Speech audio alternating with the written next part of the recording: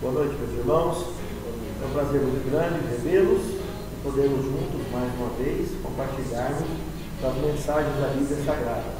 Hoje nós daremos a aula de número 22/18. É a 18ª aula da NET e a 22ª aqui da Vila Nova, em função daquelas diferenças de horário. A aula de 1 hora, a da NET são 1h30. Muito bem, vamos ficar de pé. Eu vou chamar esse moço para dirigir uma oração conosco, para começarmos.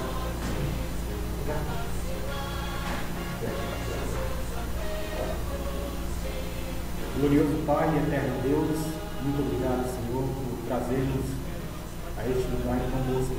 Amém. Estamos aqui em um grupo pequeno, mas sabemos, Senhor, que viemos para aprender de Ti e para adorar o Teu nome. Amém. Que tudo seja feito segundo a Tua vontade. Amém. Use mais uma vez o Sr. Rafael para que ele seja ungido por Ti. Amém. E que nós possamos sair daqui melhor do que a Amém. Dividindo essas bênçãos, também que tu venha abençoar aqueles que ainda não chegaram, em nome de Jesus. Amém. Muito bem. Na aula passada, nós já temos alguns dias que estamos estudando em detalhes um analítico profundo dos 2.300 anos. Na aula passada, nós estudamos a igreja de Éfeso, o primeiro período da igreja cristã, a igreja de Esmirna, o segundo período, Pérgamo, o terceiro período. Vimos tudo o que aconteceu aqui dentro em detalhes bem profundos dentro da Bíblia Sagrada. Aí hoje nós aprofundaremos nas demais igrejas, que é Tiatira, Sardes e Filadélfia. Nós vimos também na aula anterior que os 7 períodos da igreja cristã acontecem também os 7 selos de Apocalipse. Tanto o 7º selo quanto o 7º período da igreja cristã está fora dos 2.300 anos. Mas 6 períodos dessa igreja cristã estão aqui dentro dos 2.300 anos, 6 períodos até Filadélfia, e 6 selos também estão aqui dentro. Os 3 primeiros abriu com os 3, está dentro do período das 3 primeiras igrejas. Coincidentemente, o primeiro selo da primeira igreja, o segundo selo da segunda, o terceiro no terceiro período da igreja. Agora, na igreja de Tiatira, de cara, o nome Tiatira, já entrando então na aula de hoje, o nome Tiatira quer dizer contrição. Veja que interessante. O quê? Contrição. Olha como que combina. Ela pega exatamente o ano 538 e vai até o ano de 1798. Aquele conhecido período que nós sabemos, 1798, menos 538, foi diminuído a 1260 anos. O período conhecido na história da humanidade como supremacia papal, o período da supremacia papal. Veja bem que dentro desse período aqui, que nós estudamos já em várias profecias da Bíblia, aconteceu a abertura do 4º, do 5º e do 6º selo do Apocalipse. Nós vimos que o 4º selo é o cavalo amarelo, cor da morte, albino. Já estudamos, vimos esses detalhes. O 5º selo, as almas debaixo do altar, também já estudamos. Vimos que tremendo. E ali, inclusive, ficou uma mensagem avisando o que vai acontecer nos nossos dias. Que haverá número de conservos irmãos que serão mortos como eles foram, ou seja, por perseguição. E lá no final nós vamos ver que a Laodiceia tem escatologia sobre isso. Profecia escatológica sobre isso. E o 6º selo, então, também aberto dentro do período de Tiatira, para ser mais exato, ele abriu no dia 1º de novembro de 1755, que foi exatamente marcado com o terremoto de Lisboa. Ele diz que quando abriu o 6º selo, houve um grande tremor de terra. De fato, coincidente com esse momento profético bíblico na história do planeta, aconteceu esse grande terremoto, esse grande cenário que foi marcado. Depois, dentro da abertura do sexto selo, aparece um outro sinal, 19 de maio de 1780, o escurecimento do Sol e da Lua. Isso aconteceu, foi um fato. E é o dia que não foi eclipse. É o dia inexplicável da ciência. A Lua ficou no lugar dela, o Sol no lugar dele. Não foi eclipse. Isso não tem explicação científica para o que aconteceu. E finalmente, 13 de novembro de 1833, que é o terceiro sinal da abertura do sexto selo, que foi a queda de meteoros cadentes, de 13 de novembro de 1833. Esse terceiro sinal foi acontecer exatamente na abertura da igreja de Filadélfia, amor fraternal. Então, a igreja de Sardes, que permanece. Quem terminou em 1798? A perseguição.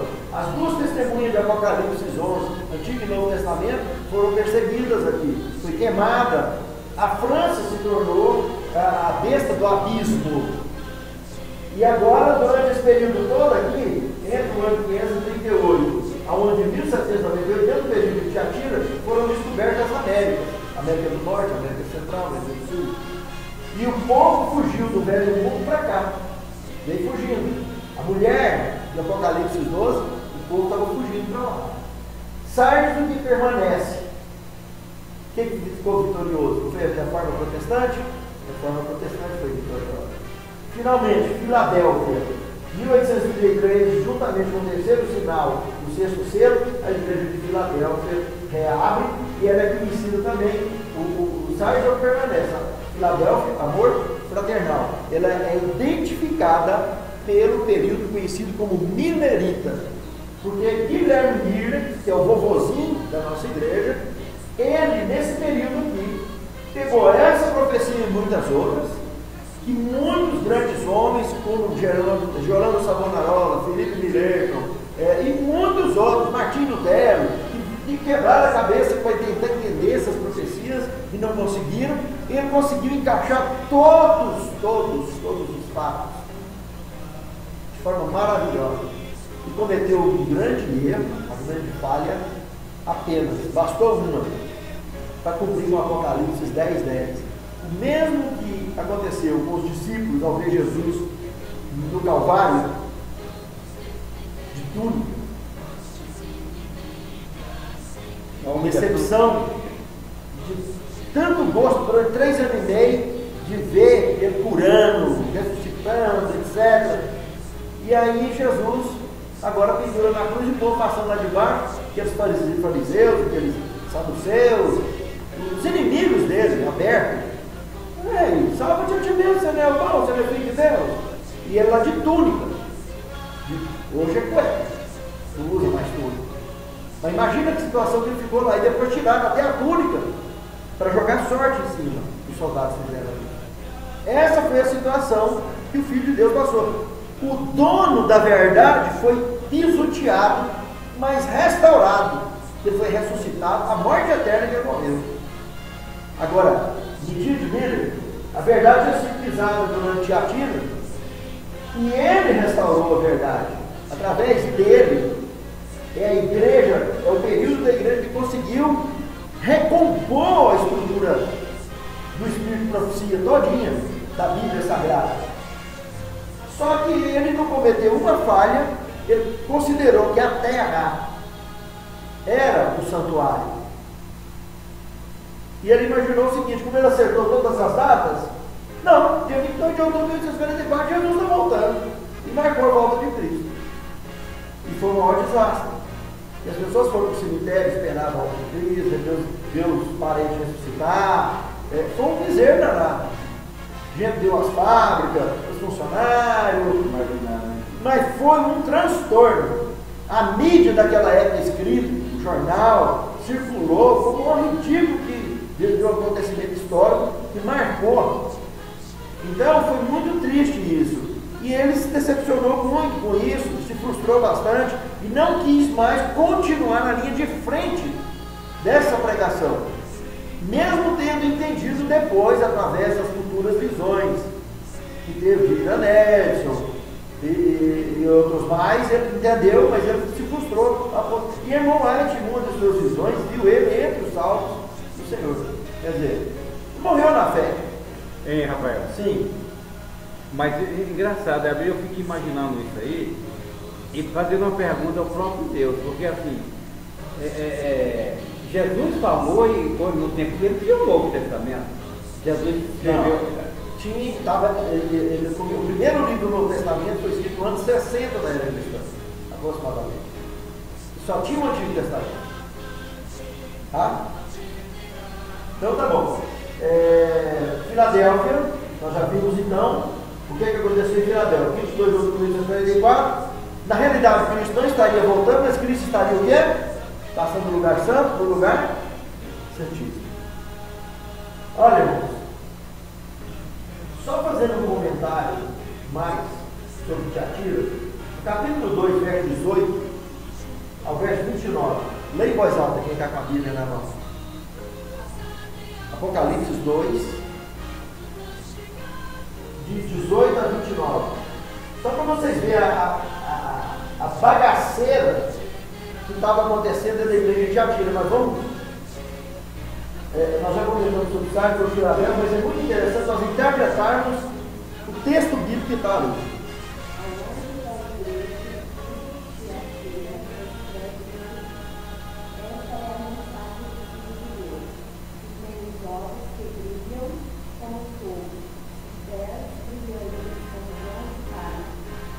Só um pouquinho. De cara você está vendo aí um ângulo ufológico, da ufologia bíblica, porque Jesus não tem pé de latão, pé de bronze, e nem olho de fogo. Então, o que João estava vendo, ele estava assistindo, ele de dentro de um querubim, que os querubins sim, eles têm iluminação, eles têm brilho, eles têm o pé, parece um pé de bezerro, o trem de pouso, para ser mais claro. Então, é diferente. E lá dentro tem microfone, tem áudio lá fora, escuta normalmente.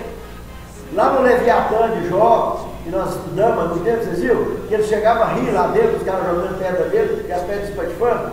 Pois é, então, isso é um assunto muito interessante. Lembrar que João estava falando de exagero, porque ele estava falando de dentro do querubim com ele, nesse momento da mensagem da Tiatira. Teve momentos que ele falou face a face. Igual lá no capítulo 4, por exemplo, e apareceu, quando ele aparece lá em cima da portinha, chama João e ele fez a batata da portinha lá em cima, trata justamente dos querubins. Então, teve situações que ele falou face a face com ele, mas teve situações que ele falou de dentro do querubim. E essa foi uma delas, a mensagem a Tiatira. Continua aí.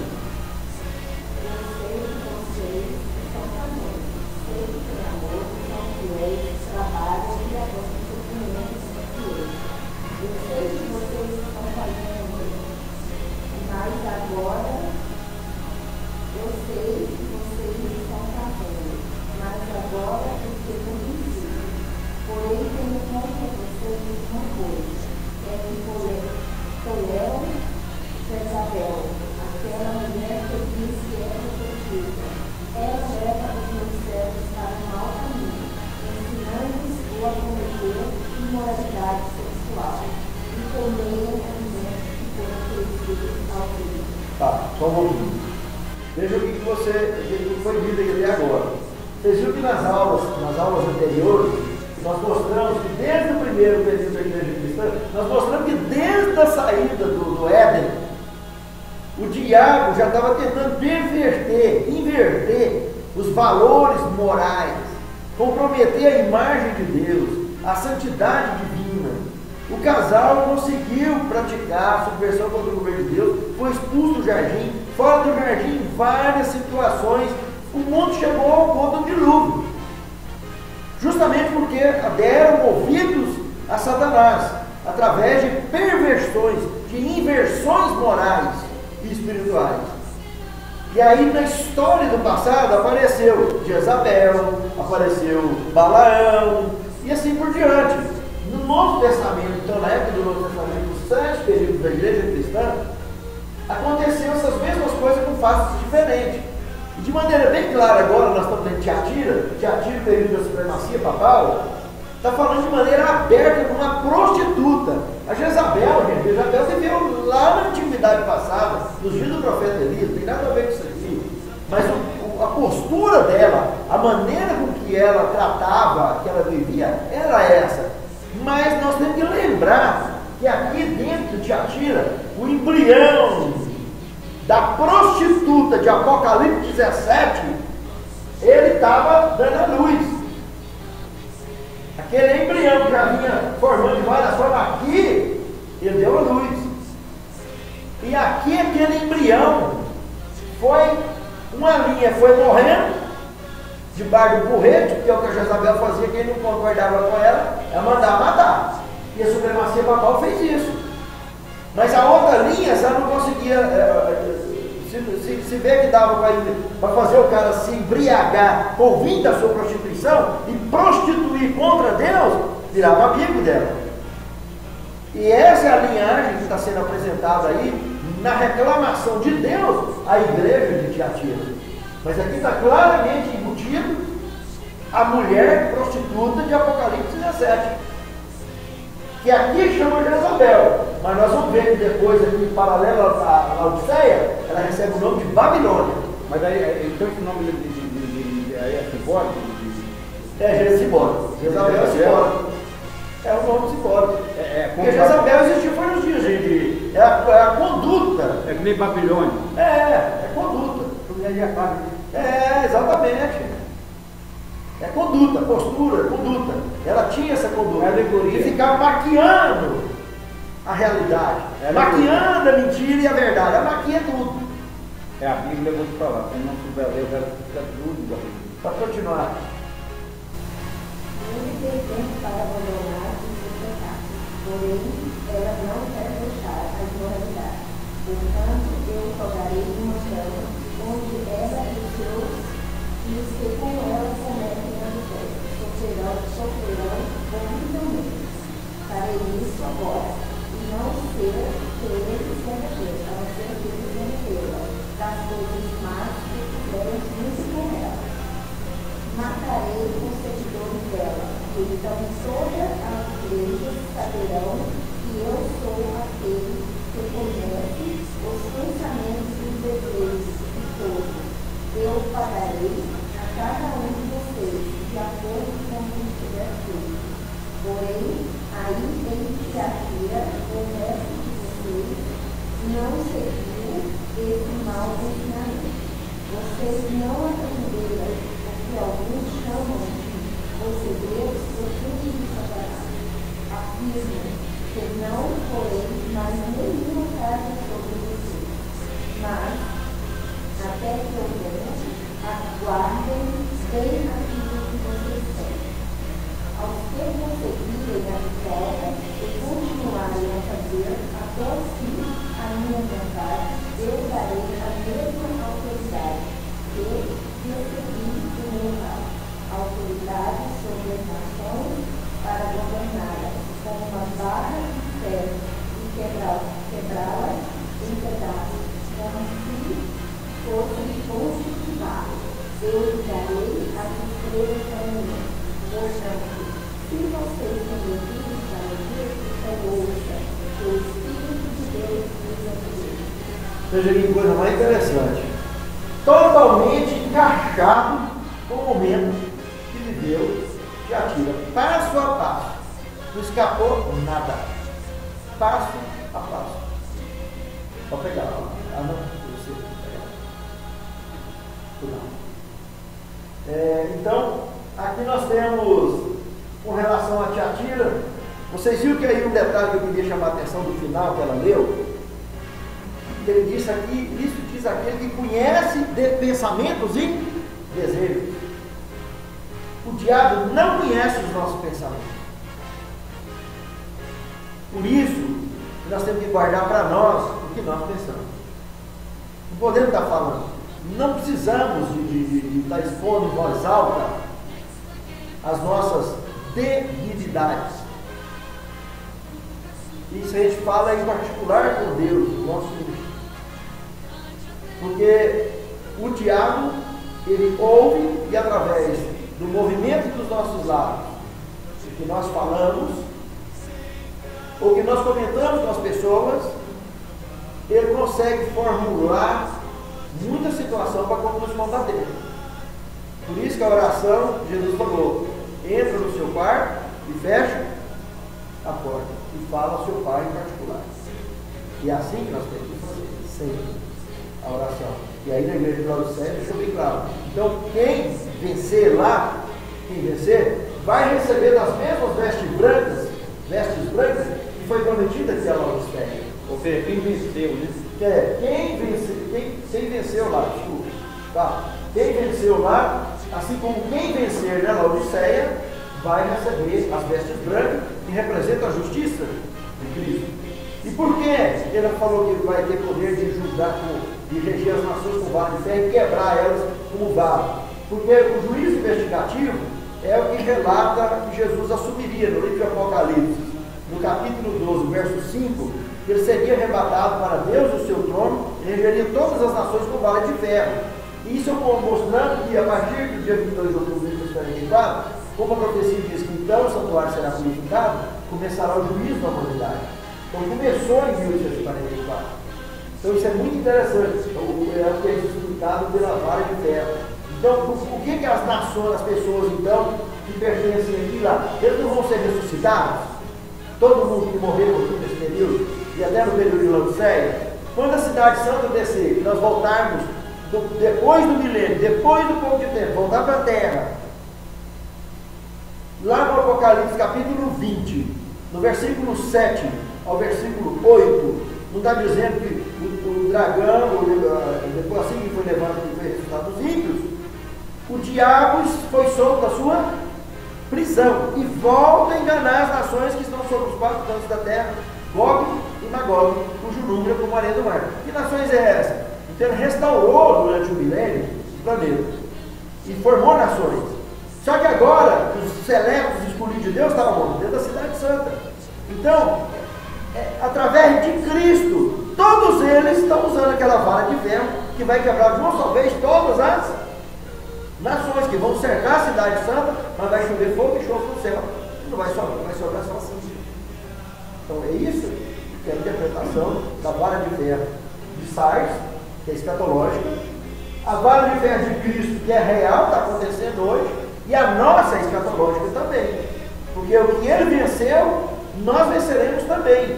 Por isso que ele fala, estou à tua porta e se você abrir, eu entrarei, cearei contigo, tu comigo, e te farei vitorioso, assim como eu venci. E me assentei no trono com meu pai, e você sentará comigo no meu trono. Então é muito importante lembrar disso. Muito bem. Concluímos então com a série dos 2.300 anos. Agora aqui, vamos deixar de fora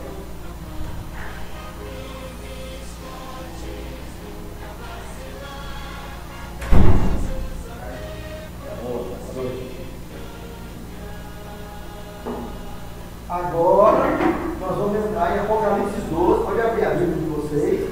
Apocalipse 12. Quem assistiu a lição sábado já pegou esse pedaço. Mas agora tem que estar mais à vontade, tem mais tempo, pode entrar em mais detalhes. Muito bem. Apocalipse 12, no dia 22 de outubro de 1844, então aparece a igreja de Apocalipse 12. Laodiceia, que é a mulher pura. E eu gostaria de comentar antes. Não, vou direto. 22 de outubro de 1944. Dia, mês e ano. A profecia disse que surgiria então a igreja de Laodiceia. Nesse dia, mês e ano. Mas a Bíblia também mostra a localização geográfica. É isso que nós vamos estudar aqui agora. Vamos lá. Apocalipse 12, verso 1 em diante. Vi um grande sinal no céu, uma mulher vestida de sol, tendo a lua debaixo dos seus pés e uma coroa de 12 estrelas na sua cabeça. Vamos interpretar isso aí primeiro. A lua debaixo dos pés, uma luz menor. Cerimônias hebraicas, judaicas. ficou debaixo do pé. Quando Jesus chegou, revestiu a mulher de sol da justiça, coroa de 12 estrelas na cabeça. Antigo Testamento, 12 tribos de Israel. Novo Testamento, 12 apóstolos judeus, e dentro do período judaico, Jesus chamou para servir com a era do cristianismo, para ensinar a mensagem do cristianismo, a mensagem do sol da justiça. E a mesma representação das 12 estrelas na coroa dessa mulher tem os 12 pães lá no santuário já, na antiguidade. Ela estava grávida, verso 2, e ansiava para dar à luz. De fato, todos os governos perseguiram o povo de Deus no passado. E eles, inclusive, quando João teve essa visão, quando Jesus nasceu, cresceu, teve o ministério dele, ele estava debaixo do jugo do Império Romano, desde o ano 168 a.C. Até o ano 476 era cristã, foi jugo romano. Então vocês veem que o povo realmente queria um libertador. Só que o libertador que veio não foi o libertador que eles esperavam. Na realidade, eles escolheram o fruto das escolhas dele. Porque dentro da profecia dos 2.300 anos, no capítulo 9 de Daniel, no verso 24, quando foi dito sobre a parte que pertencia aos judeus, eles deveriam dar fim aos pecados, ungir os santos dos santos, expiar a transgressão. Então eles não fizeram tudo isso. Se eles tivessem feito tudo isso, teria possivelmente acontecido tudo aquilo que deveria. Por isso que a profecia é condicional. Nínive foi dito que seria destruída em 40 dias se ela não convertesse. Mas ela converteu e ela não foi destruída. Então a profecia é condicional. Ela pode acontecer e pode não acontecer. Tudo depende da nossa escolha. Se nós estamos envolvidos na profecia, nós podemos mudar o curso do acontecimento. Por isso que você, eu, cada um faz a sua história. Cada um escreve a página do livro da sua vida. Isso é muito importante saber que você faz a sua história. Você não deve interferir na história de ninguém. Você pode ensinar. Você pode dar exemplo. Você pode convencer as pessoas. Mas você, eu, não tem poder para converter ninguém. Só quem converte é o Espírito Santo. Ele tem poder de inverter as coisas. Ele tem poder de fazer a pessoa mudar a história dele. Mas você não muda a história de ninguém. Você muda a sua história. E você ajuda as pessoas a mudar delas, convencendo-lhes do pecado, da justiça e do juízo. Então, os judeus, infelizmente, tiveram que conviver com a escolha deles. Aí o rei que apareceu, baseado nas escolhas deles, foi um rei que mostrou não um reino real, mas mostrou um reino que? Espiritual. Que a pessoa tinha que aprender a ser dependente de Deus. Porque tudo que o santuário ensinou no passado foi as pessoas se reaproximarem de Deus. Todas aquelas cerimônias era para ensinar o pecador a se reaproximar de Deus, ou ser reintegrado na eternidade. Porque a humanidade, a nossa raça, foi expulsa da eternidade. Nos tornamos mortais. Para voltar a ser imortais, a ser reintegrados nesse quadro maravilhoso, precisamos de aprender a nos relacionar. Reaprender a relacionar com Deus. Nós esquecemos como é que faz isso. E o santuário foi feito para isso. A igreja hoje ela está feita para isso. As lições da escola sabatina que nós temos na mão é para isso. A classe bíblica é para isso. Os sermões da igreja é para isso. As músicas da igreja é para isso. O trabalho missionário é para isso. Porque com isso nós nos envolvemos em parceria com o Espírito Santo, que está fazendo a última fase do ministério divino no universo, aqui na Terra. Convencendo e convertendo o mundo do pecado, da justiça e do juízo. E nós só convencemos. Ele convence e convence. Muito bem. Verso 3. E vi um outro sinal no céu, no capítulo 12 de Apocalipse. Um grande dragão vermelho que tinha 7 cabeças, 10 chifres e 7 diademas nas suas cabeças. Eu quero fazer um paralelo aqui, que vocês já estão falando do dragão. Agora vamos colocar aqui embaixo a besta. A besta em Apocalipse 13, verso 1, a besta que sobe do mar. Observa aí, Apocalipse 13, verso 1. Vamos fazer uma comparação. Ela também tem 7 cabeças. Ela também tem 10 chifres. E a diferença dela com o dragão está aqui, ó. Ela tem 10 diademas. E os diademas na ponta dos chifres. Então vamos lá. 10 diademas na ponta dos chifres e 7 diademas nas cabeças. Vamos matar um por um. Nós já vimos, profeticamente, em profecia, que mulher representa a igreja. E no Apocalipse são duas. Olha aqui, começou de 22 de outubro de 1844, tem dois personagens. Laodiceia, que foi batizada, nós vamos ver, de IASD, Igreja Adventista do Sétimo Dia. E a prostituta, batizada de Babilônia.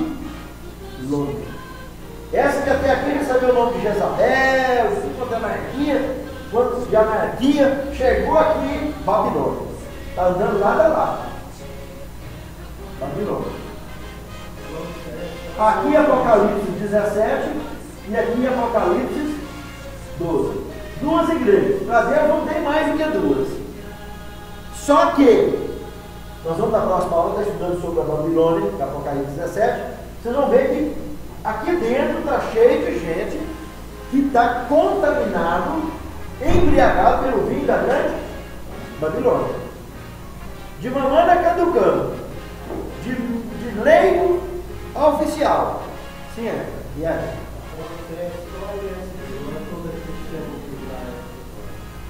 Não. Essa igreja, nós vamos ver daqui um pouquinho, que ela tem a missão de 3 mensagens angélicas para pregar para toda essa Babilônia e para ela mesma.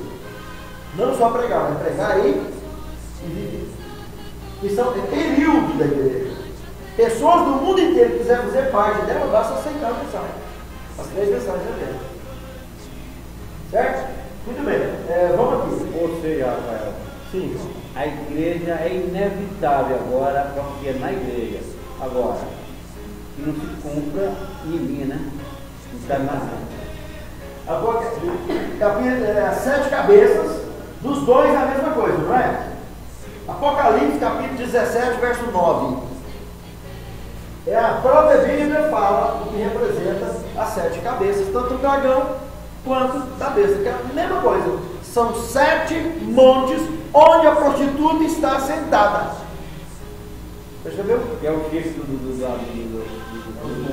Os 7 cabeças. Quirinal, Viminal, Esquilino, 7 montes de Roma. Na língua de Jerusalém, no comentário do Rodapé, diz rapidamente que a Krishna está sentada às 7 colinas de Roma. Pois é. Outra vez, rapidinho. Na própria Bíblia de Jerusalém. E a Bíblia católica, por sinal. Incrível, né? Ela no comentário, no Rodapé. Então, é muito curioso que a própria Bíblia, a própria palavra de Deus, matou a charada das 7 cabeças do dragão e da besta. Qual é a prova que eu sei que é a mesma coisa? Apocalipse, capítulo 13, verso 2. Olha a última frase, a última parte do verso. O dragão deu o seu trono e grande poder para essa besta que sobe do mar. Matou. A própria Bíblia mata. As questões, as charadas, encerra. Não tem como fugir. Os 10 chifres. Esse aqui não precisa nem olhar na Bíblia, porque tem tanto. Os 10 dentro da estátua de Daniel. Os 10 chifres de todos aqueles animais de Daniel.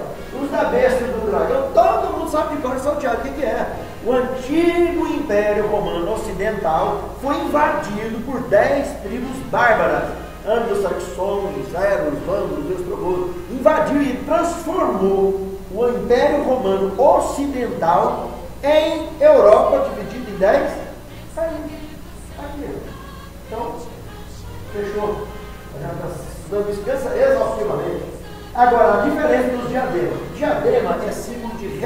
utilizar na Bíblia Sagrada, quando se trata de profecia. Diadema, símbolo de realeza. Os do dragão está onde? Na cabeça. E os da besta está onde? Na ponta dos chifres. Claro, 10 chifres. Se os 10 chifres são os 10 reinos, o que são os 10 chifres? Os 10 diademas, os 10 diademas. Os 10 reis que governam a Europa. Ó, charada fechada. Agora aqui nós estamos falando do tal de dragão. O dragão representando o próprio diabo que vai ao encontro dos reis da terra, dando uma forma de governo sempre má, sempre inversa, sempre contrária a Deus. O dragão, se você for lá para Apocalipse, voltar para Apocalipse 17 e analisar o versos 10 até o 11, você vai ver o que está escrito aqui. São também 7 reis. 5 já caíram. 1 existe, mas vai à perdição. E vai surgir outro, que é do abismo, que é do 7. Presta atenção nesse que ele falou, tanto que é fácil de entender. Nós estamos falando de João, que deu a profecia, está dizendo que são 7 reis. Nos dias de João, ele estava dizendo que 5 já caíram. Egito, Assíria, Babilônia, Pérsia, Grécia. Fechou. 1 existe.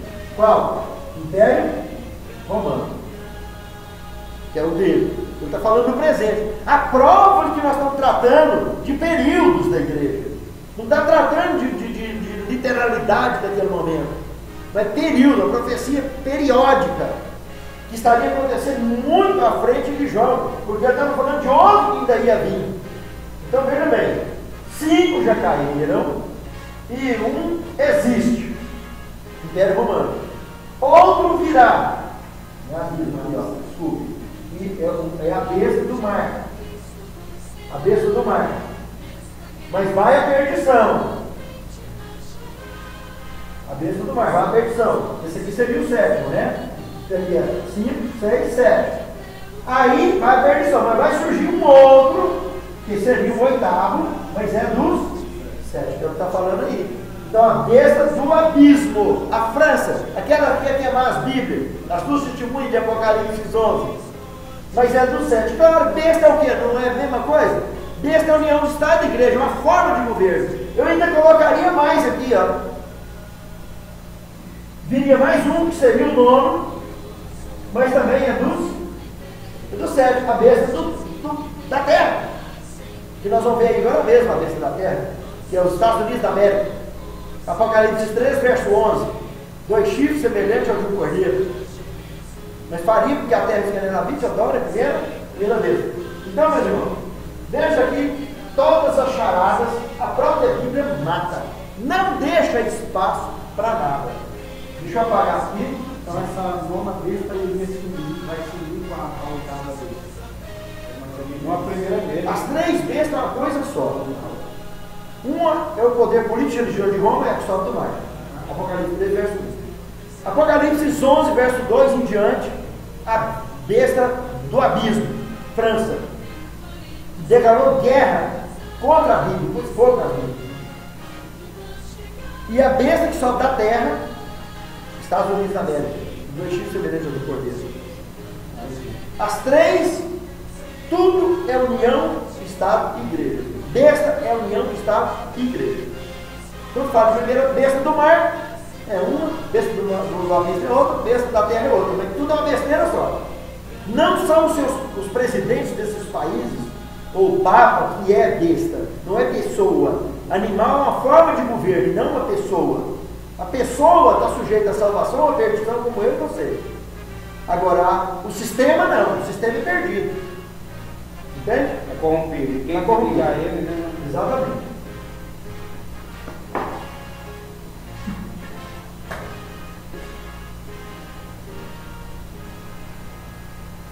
Muito bem.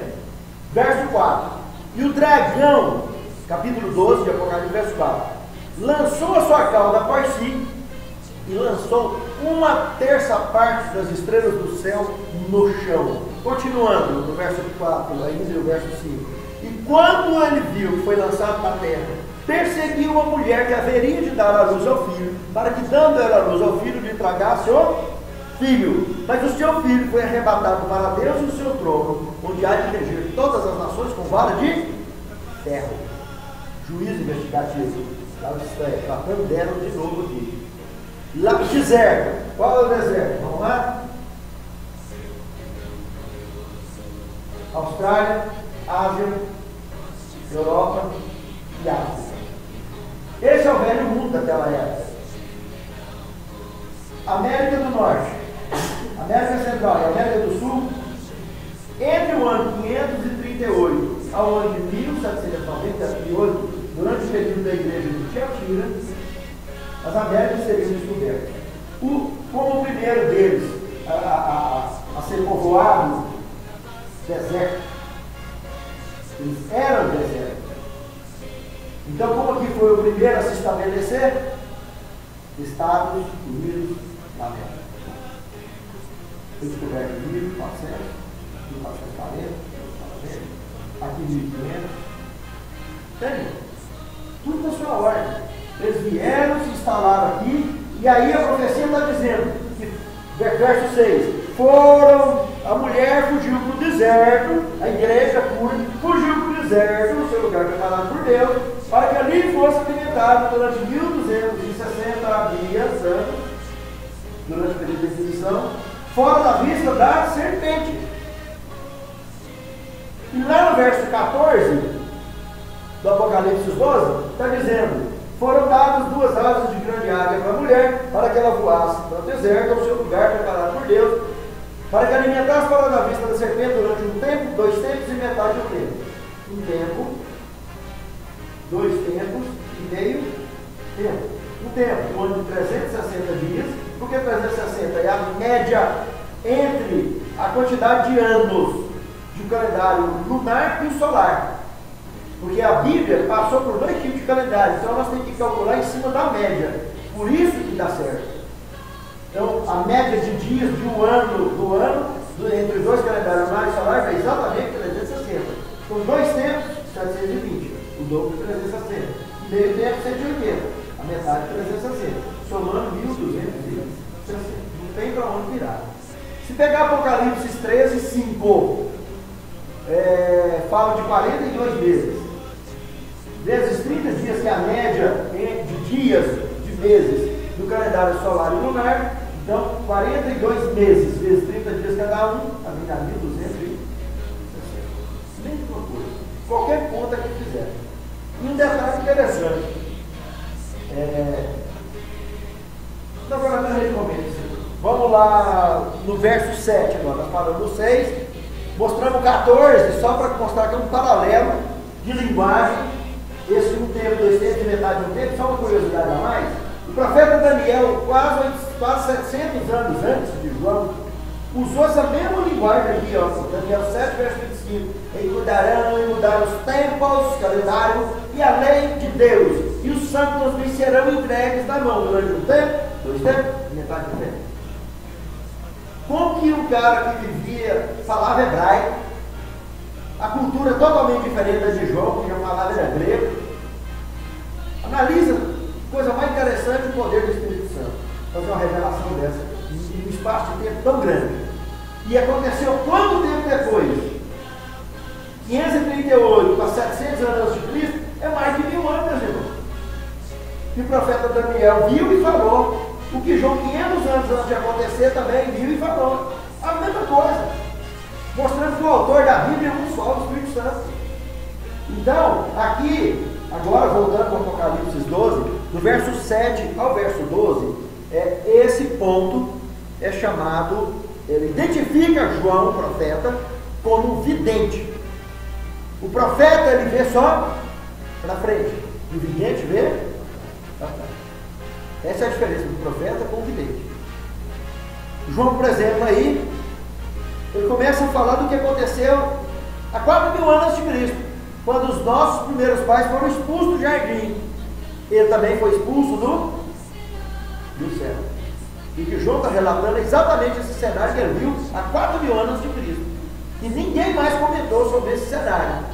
Ela comentou assim, Isaías fez um comentário, Ezequiel fez também um comentário, mas não com tanta riqueza de detalhes quanto João. Então João diz aí que ele dá nome aos personagens todos, não só a Lúcifer, né? Que ele chama dos apelidos que ele adquiriu até ali então. Dragão, serpente, Satanás, confusão. E agora ele diz, houve batalha no céu. Arcanjo Miguel, arcanjo, príncipe filho do Altíssimo, é o significado de arcanjo. Por isso só existe um no universo, arcanjo. E Miguel é uma pergunta no hebraico. Quem é como o nosso Deus? Então fechou, não tem como ser outra pessoa. Então, na época do Antigo Testamento, Miguel e seus anjos batalhavam contra o dragão e seus anjos, mas não prevaleceram. Nem mais o seu lugar se achou no céu. Foi precipitado o grande dragão, o filho de serpente de Satanás, foi lançado na terra.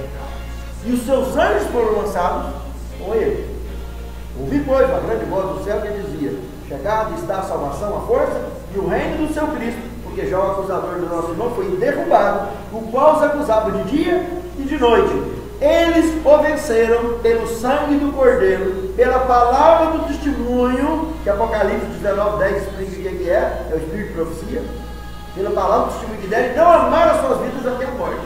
Pelo que? Alegrai-vos vós aos céus, que neles habitais, verso 12, que escolhido do diabo. Mas sai dos que habitam na terra e no mar, porque o diabo desceu após, quem admira saber que pouco tempo e resta. Eu nunca visitei ninguém no fundo do mar, não consegui achar, já mergulhei no mar, eu não achei ninguém ainda lá. Já ajudei a furar a cisterna também, uns anos atrás, numa chacrinha que eu tinha, também não cheguei, nem ninguém que mora perto da terra. Filipenses 2:10 fala de gente morando perto da terra, aí fala de gente morando debaixo do mar, eu sei que tem. A Bíblia está falando que tem, nós temos só que digitar e acabou. Mas engraçado que lá em Filipenses 2:10 ainda fala que ao nome de Jesus dobra o joelho todos aqueles que moram debaixo da terra, né, debaixo do mar. Apocalipse também fala, ele não falou aí agora, na Bíblia, morar debaixo da terra e do mar. Normal. É como se fosse uma dimensão paralela à nossa. Porque esses caras é os que desceram do céu e estão aqui. Só que, conforme Filipenses 2:10, subentende-se claramente que eles se dividiram. Tem os que arrependeram e continuam aqui esperando Jesus voltar. Porque, do contrário, como que nós iríamos interpretar esse verso de Filipenses 2:10? Porque defunto não dobra o joelho. Espiritismo é mentira satânica. Então só resta acreditar que eles se dividiram. E nós não temos convivência com eles normal. Então eles estão na realidade deles, na dimensão deles, da terra, vivendo aqui, mas sem conviver conosco. Por isso, da ótica divina, isso é visto, da ótica bíblica, é vista como uma dimensão paralela. Eles vivem lá, tem a vida deles lá, circula, tá? Só que tem espaço aéreo vigiado e espaço de ação vigiado, como nós também temos. Nós temos um livre arbítrio, podemos fazer o que quer, só que a nossa escolha determina o nosso fim, ou a nossa salvação ou a nossa perdição. Luta, guerra, bala mesmo, corporal, bala, e desceu, foi atirar na terra, chupa e guarda a asa. Falta, né? E agora nós sabemos que nessa aí, quem morreu, quem não morreu, ninguém sabe. Agora o diabo escapou, vivo escapou. E os anjos também dele? Não, quem morreu dentro ele não sabe. O fato é que foi bala, eles foram com uma guerra, houve batalha no céu, e eles foram jogados com teio e caco aqui na terra. Mas não tem um cemitério lá no céu que pegou um monte. Não, está tudo aqui. Você está entendendo? A história, o planeta Terra, aí que mata a charada. O planeta Terra se tornou a cadeia do universo. A cadeia que Pedro fala, esses anjos foram lançados nas cadeias das trevas.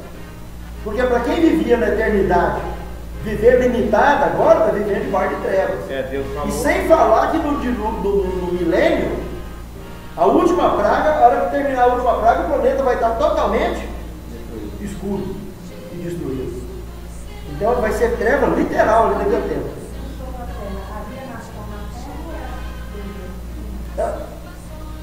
do que aconteceu no começo já.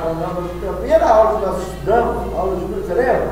Quando eles saíram do Jardim do Éden, esse pessoal estava lá circulando para tudo, as pirâmides, lembra da história das pirâmides? Lembrou? As pirâmides, que até hoje ninguém dá conta de construir pirâmide. Não tem nem engenheiro que dá conta de fazer pirâmide, até hoje. E está aí até hoje, como testemunho do que aconteceu da batalha do céu. Porque são esses seres que têm capacidade para fazer isso. Nós não temos. Então, durante algum tempo, essa dimensão não foi tão paralela assim. Aí, a partir dessa expulsão, já começou a formar uma dimensão paralela. Ou seja, eles foram excluídos, até ficar tudo debaixo do mar e debaixo da terra. Quando veio o dilúvio, zerou tudo. Começou de novo. Entendeu? Quem está lá embaixo se entendeu. Eles tinham condição de sair. Agora quem estava em cima, que voltou lá, o céu foi bloqueado. Totalmente bloqueado. Foi para a pedra lascada. Entendeu? Para poder conhecer fogo, conhecer roda, confusão. Então, só sobrou 4 casal dessa turma de cima que saiu do Éden, descendente deles. Sim. Mas aqueles filhos vão dobrar o joelho perante Jesus. Ficou lá, escapou tudo. Não serão os ressuscitados que se ajoelharam perante Jesus? Não, a Filipenses 2,10 está dizendo, dobrem, presente. Paulo falou, dobrem os joelhos no dia dele. Ao nome de Cristo, dobrem os joelhos. Todos que moram no presente. A gramática da Bíblia, irmão, aí é o que nós temos que ter mais cuidado com ela. Ela fala mais nas entrelinhas do que nas linhas. Nas linhas abertas, a pessoa não entende nada. Mas a hora que presta atenção nas entrelinhas, dá para escrever livro numa linha da Bíblia, dá para escrever um livro inteiro. Por exemplo, Gênesis, capítulo 1, verso 1. No princípio, criou o Senhor Deus os céus e a terra. E a terra era sem forma e vazia. Presta atenção, que não dá para escrever um livro aí. O princípio, eternidade. Passar, já pegou pesado, cara. Céus, mundos, universo. Terra foi criada e deixada sem forma e vazia. Só no verso 3 em diante ela foi povoada. Ela passou milhares e milhares de anos sem forma e vazia, enquanto os outros mundos tinha nação, tinha formação, tinha tudo. Então, nas entrelinhas do verso 1 de Gênesis, dá para escrever um livro baseado numa linha de Gênesis. Então tem mais informação muitas vezes na revelação bíblica, nas entrelinhas, do que na própria linha. A gente só precisa de prestar atenção. Hein, Rafael? Sim, João. Mas o diabo tem acesso a pessoas civilizadas que estão lá debaixo da terra, no mar, por exemplo? Eles são vistos normalmente, são pessoas. Sim, mas o diabo não tem nenhum. Você já assistiu o filme da. Aquela guerra, eu esqueci, Guerra das Estrelas? Tem a força, a treva, aquelas naves que já teve, que é estranho? Você tá lembrado? Então, lá eles vivem um mundo deles, parecido daquele jeito, só que eles têm a proteção de Deus, eles são anjos também do mal e anjos do bem, como nós somos anjos do bem aqui sim e anjos do mal. Anjo é o quê? Mensageiro. O que eu quero perguntar é se o diabo tem poder sobre eles como tem sobre aqui nós. A mesma coisa que eles se defendem, só que nós defendemos de igual para igual. Entendeu? Eles se defendem de igual para igual, porque então eles têm os limites deles, eles têm as propriedades deles, se entendem lá da forma deles. Por exemplo, aqui em cima você tem sua casa, não tem? Você invade a casa do seu vizinho? Se você invadir, você leva na orelha rapidinho. Não. Então lá é a mesma coisa. Só que você e seu vizinho, você tem o quê? Você tem a palavra de Deus, mas para quem é ímpio, tem o 38, tem fuzil, tem metralhadora. Do mesmo jeito eles estão lá embaixo. Lá embaixo eles se dividem do mesmo jeito. Você não está entendendo o que eu estou falando. Mas então roubando o petróleo dele, né? Eu estou perguntando se, porque, por exemplo, o diabo ele pode estar aqui agora, só que eu não estou vendo. Está, dimensão paralela. Exatamente, é isso que eu estou perguntando. O diabo tem poder sobre a raça humana. Pois é, mas ele tem poder sobre as pessoas. Pois é, aqui você não entendeu ainda, é que você e eu, nós estamos numa mesma dimensão. Você me vê e eu te vejo. E você não vê o diabo por quê? Porque ele está numa dimensão paralela. E ele tem liberdade de acesso. Lembra de Jó? Jó não estava vendo o diabo. E no entanto o diabo estava lá atazanando a vida do cara. cara. E ele viu ele em algum momento? Nenhum momento. Porque ele estava numa dimensão paralela, mas era real, estava ali do lado. Causou toda aquela desgraça na vida de Jó. Senão não aconteceria. Você entendeu? Os endemoniamentos. O que são os endemoniamentos? Por que mandou usar o capacete da Bíblia? O capacete põe aonde? Na cabeça. E é na cabeça que ele joga o vírus. E o vírus entra. E por que nem Jesus identificou os endemoniados que eram lá dentro? Ô, como é que é seu nome? O João perguntou? Ele não sabia quem estava lá dentro. Por quê? Porque não são pessoas que estão lá dentro, não são seres, mas são formas de vírus que respondem fielmente ao seu dono, que é o diabo. Então eles respondem como se fosse o próprio diabo, esses vírus. Entendeu? Por isso que Jesus perguntou qual é o seu nome? Legião. Aí já sabe que é uma raça, é um monte que entrou lá, é um vírus de cada demônio. Cada juntou muitos demônios para jogar aquele tanto de vírus dentro do cara, quase 2 mil, né? 12 mil, porque uma legião, que somos muito, uma legião, a linguagem de referência é 12 mil. Então tinha mais ou menos 12 mil vírus dentro daquele demônio que ela lembra. Dá para entender, né? Porque todo legião de homem podia, de demônio podia trazer um homem. Pois é. Então agora o vírus não, o vírus pode. Vírus pode. Não, isso aí você conta da milhões. Bactérias, se tomar no sangue, contaminação, etc. Então, essa forma de vírus é igual a forma de computador. Só que eles entram e dominam o cérebro. Aí o cara tem convulsão, outro fica surdo, outro fica mudo. Você entendeu? Essas formas de ação. Então é muito importante você aprender a prestar atenção. Que a Bíblia fala muito mais nas entrelinhas do que nas linhas. Muito bem, voltamos para Apocalipse 12, o verso 13. O verso 13 está dizendo que o diabo, quando então bateu na terra, perseguiu a mulher, que deu a luz ao Corão. Olha, eu comparo isso aí com o momento que o Maguila, nosso lutador de boxe aqui, desafiou o Mike Tyson. Todo mundo lembra disso. E o Mike Tyson veio aí para encarar. Quando chegou aí, vocês lembram que o Maguila ele representava o Voltarei na época, a propaganda do Voltarei, que era analgésico para dor. Quando ele entrou no ringue, suou o gongo, o Mike Tyson deu só uma pancada no meio da ideia dele, e ele amontoou no chão e apagou. Quando ele acordou, a primeira coisa que ele lembrou foi despedir o Voltarém dele. Assim é o diabo. O diabo, ele bateu na terra aqui e já partiu para cima da mulher. A mulher pura, a igreja verdadeira, partiu contra eu e você. Ele não está preocupado com o povo das trevas. É parecido com a água. A água gosta de quem sabe nadar, porque os que não sabem já é dela. Se pular lá dentro está morto. Pedro não, Pedro começou e não sabia nadar. E no entanto, quando Jesus deu condição para ele andar, e quando ele olhou para Jesus, ele andou em cima da água, ele não andou não. Brincadeira, quem está bom fazer isso? Ele andou em cima da água. Mas a hora que ele tirou o momento, o olho de Jesus, por um momento sequer, ele afundou. Foi uma semana que os filhos são risados. Está entendendo? Viu a diferença da situação?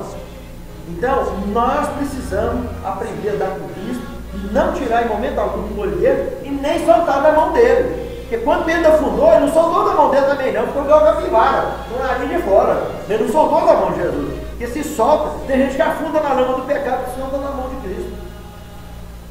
Aí nessas horas tem que aprender com a capivara, pôr a linha de fora de nadar. Até sair fora de novo. Porque se soltar da mão de Jesus, tchau. Ele é agravidado, entendeu? Ele é verdade. Prosseguindo então, verso 14 nós já lemos, verso 15, o verso 14 é lá do deserto, agora o verso 15 acaba de matar o restante, do 15 ao 17 é diferente. Espera aí, mas eu estou implicado com a mulher que deu a luz. Que mulher que é? Igreja, moço. Nasceu Jesus. Jesus não nasceu quando lembra como Herodes, quando Herodes mandou matar o menino abaixo de 2 anos? Ele queria literalmente matar o menino, que ali ia parir, que a igreja ia parir, que a igreja dá a luz, através da pessoa da Virgem Maria. O Messias esperado estava para nascer, e ele partiu para matar, e Herodes foi usado para isso, para mandar matar as crianças abaixo de 2 anos. Entendeu? E o menino nasceu, foi arrebatado para Deus do seu trono, como nós vimos no verso 5. Agora lá no verso 13, já tinha acontecido tudo aqui, a bagaceira toda, e ele, na hora que ele bateu no chão literalmente, ele já partiu para cima da igreja, dos dias de Adão e Eva. Já fez logo Caim matar Abel, E foi a história, até virar um dilúvio e acabar com a humanidade. Sobrar 4 casal só. E está aí do mesmo jeito até hoje, perseguindo a mulher o tempo todo. Como eu disse, o diabo é igual a água, ele gosta de quem sabe, porque os que não sabem é dele. Então o verso 15 agora está falando que ele, o diabo, a serpente, lançou água como um rio, água e profecias, Apocalipse 17, 15, o que é? Povos, multidões, nações de língua. Ele lançou água da sua boca como um rio. Então a serpente parou aqui, né? E lançou o que da boca dela? Água como um rio, que é povos, para que aqui pudesse nascer na terra, porque a terra ajudou a mulher, abriu sua boca e tragou o rio que o diabo lançou da sua boca. Então, hipoteticamente, o que está sendo dito? Que a semente que ele lançou da boca dele, os povos que ele lançou da boca dele, no meio do povo de Deus estava vindo para cá, no meio da mulher, nasceria, Apocalipse 13, verso 11. Vi subir da terra outra besta que tinha 2 chifres semelhantes ao de um cordeiro. Então, o motivo deles saírem para cá não foi liberdade civil e religiosa?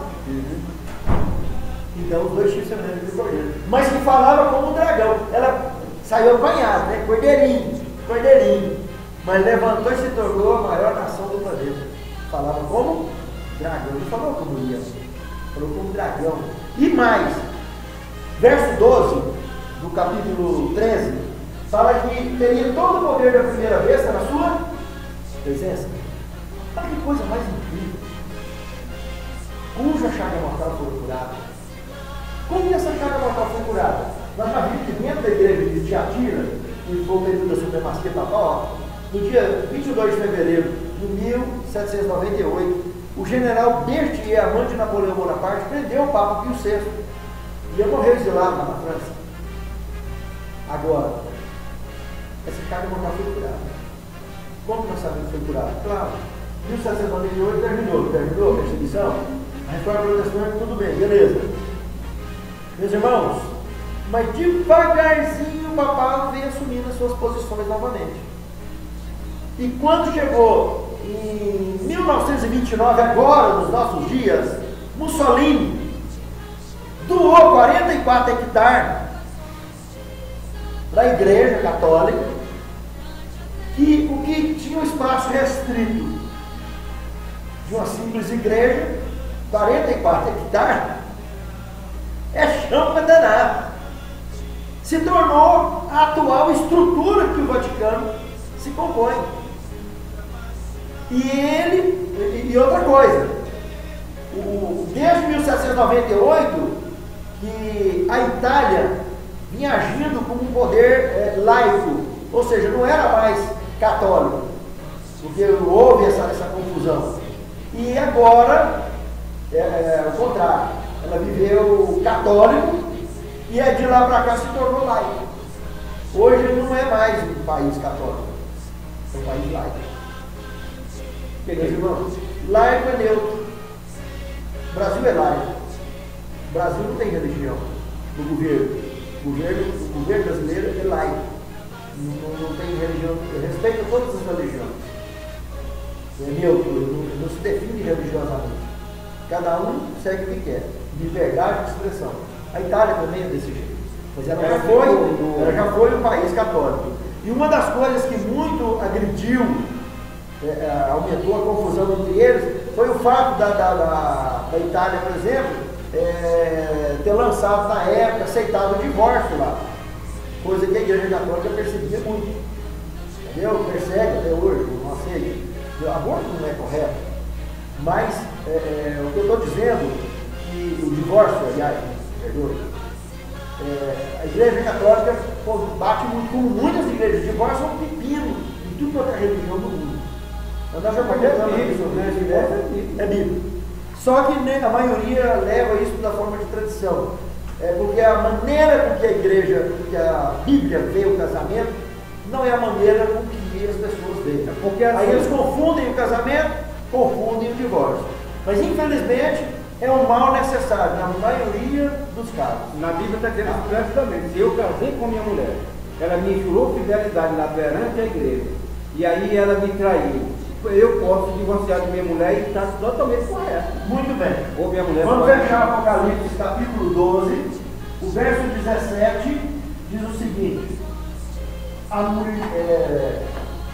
o dragão irou-se contra a mulher e foi fazer guerra ao remanescente, o que sobrou dela, os que guardam os mandamentos de Deus e têm o testemunho de Jesus. O testemunho de Jesus, Apocalipse 19, 10, vamos focar no verso, fala que é o espírito de profecia.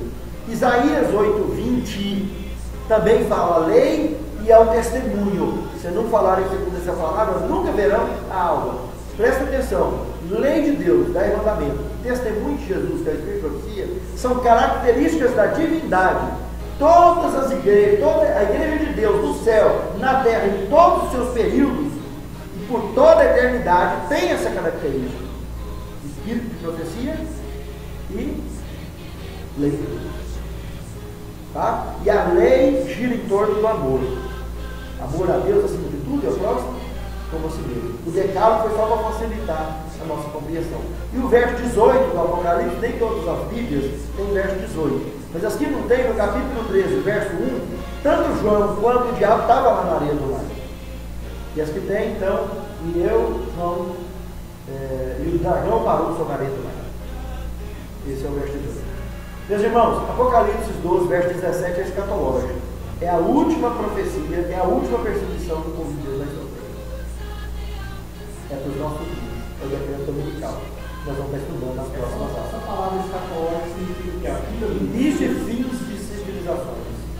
A teologia é coisa que está para o futuro, está para acontecer no futuro. Tá bom? Que Deus nos abençoe e nos guarde. Até a próxima aula, se Deus quiser. Vamos ficar de pé, encerrar essa oração.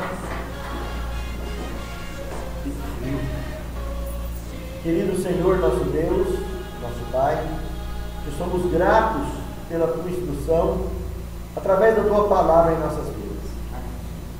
Senhor Deus, perdoe nossas faltas, nossos pecados, e santifique-nos em Tua palavra, porque a Tua palavra é verdade. Amém.